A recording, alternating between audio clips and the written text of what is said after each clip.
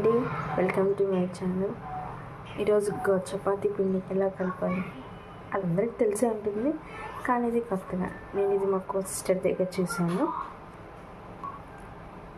తన దగ్గర నేర్చుకున్నాను. ఫస్ట్ కలుపుతుంటే గట్టి పడుతుందేమో అనుకున్నాను. తర్వాత సెకండ్ టైం కూడా ఆ చపాతీ బాగుంది, అందుకని నేను కూడా రెండుసార్లు ట్రై చేశాను, బాగా వచ్చింది. ఇప్పుడు మీకు చెప్తున్నాను అనమాట. గోధుమ పిండి, సాల్ట్, ఆయిల్, ఇవి వాటర్ బాయిల్ పట్టాను. గోరువెచ్చగా కాగితే అప్పుడు డైరెక్ట్గా కలుపుకోవడము. ఇలా కొంచెం కొంచెం పోసుకొని చపాతీ పిండిలాగా కలుపుకోవాలి. చూడండి, చాలా సాఫ్ట్గా వస్తుంది. ఇది ఒక 5 minutes పక్కన పట్టుకొని తర్వాత చపాతీ చేసుకుంది. ఇది మా లిట్టు బాబు చపాతీ చేస్తాడంట. నేను చేసే ప్రతి పనిలోనూ నాకు తోడ వింటాడు. మా లిట్టయ్య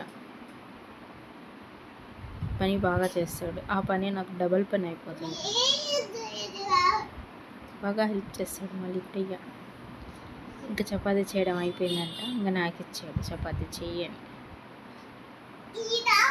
నాకెన్ని చపాతీలైనా మడత పెట్టి చేసుకోవడం అంటేనే ఇష్టం. అలా చేస్తేనే ఎందుకో చపాతీలు బాగుంటాయి అన్నది నా ఫీలింగ్.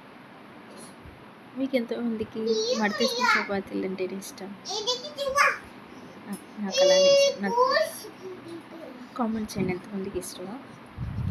చూడండి, చపాతీలు చేసిన తర్వాత కూడా చూడండి ఎంత మడత పెడుతున్నా కానీ అది మడతలైపోతుంది. చాలా బాగా వస్తుంది. తర్వాత రోజు తిన్నా కానీ మెత్తగానే ఉంటాయి chapati. Thank you for watching. Bye.